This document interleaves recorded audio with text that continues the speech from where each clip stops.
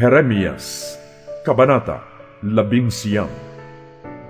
Inutusan ako ni Yahweh na bumili ng isang banga. Pagkatapos, inutusan rin niya akong tumawag ng ilang matatandang pinuno sa bayan at ng ilang nakatatandang pari, at isama sila sa libis ng Ben Hinnom sa makalabas ng pintuan ng magpapalayo. Doon ko ipahahayag ang mensaheng ibibigay niya sa akin. Ganito ang sabi niya: "Pakinggan ninyo, mga hari ng Huda at mga taga-Jerusalem, ang sinasabi ni Yahweh na makapangyarihan sa lahat, ang Diyos ng Israel. Ang pook na ito'y padadalhan ko ng malagim na kapahamakan, at mangingilabot ang sinumang makakabalita niyon. Ganyan ang gagawin ko, sapagkat ako'y itinakwil ng bayang ito, at pinarumi nila ang lupain, dahil naghandog sila sa mga Diyos-Diyosang hindi naman nila nakikilala, maging ng kanilang mga ninuno at ng mga hari ng Huda.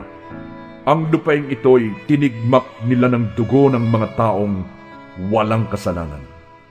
Nagtayo sila ng mga altar para kay Baal, upang doon sunugin ang kanilang mga anak bilang handog sa kanya. Kailanmay hindi ko iniutos o inisip man lamang na gawin nila ito. Kaya darating ang panahon na hindi na tatawaging Tophet o libis ng Ben Hinnom ang lugar na ito. Sa halip ay tatawagin itong libis ng kamatayan.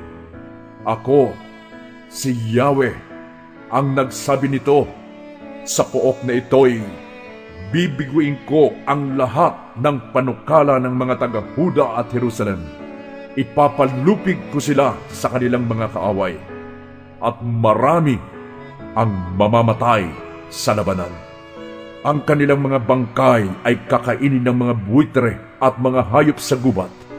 Nakakapangilabot na pagkawasak ang magaganap sa lungsod na ito, at ang bawat maparaan dito'y manghihilakbot. Kukubkubin ng mga kaaway ang lungsod na ito, upang ang mga nanirahan dito'y patayin sa gutom. At dahil sa matinding gutom ng mga tao, kakanin nila ang laman ng kanilang kapwa at pati na ng kanilang sariling mga anak. Pagkatapos, iniutos sa akin ni Yahweh na basagin ang banga sa harap ng mga isinama ko, at sabihin sa kanila, ganito ang ipinapasabi ni Yahweh, ang makapangyarihan sa lahat: dudurugin ko ang lungsod na ito at ang mga naninirahan dito, gaya ng ginawa mo sa banga.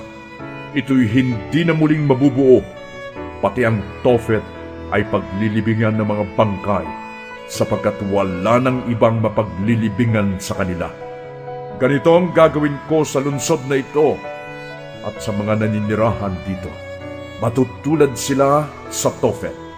Akong si Yahweh ang nagsabi nito.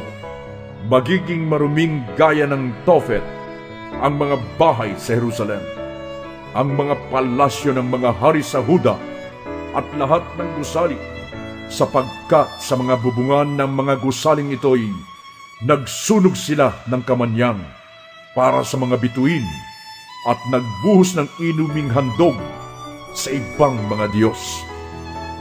Nilisan ko ang Tophet pagkatapos kong sabihin doon ang pahayag ni Yahweh.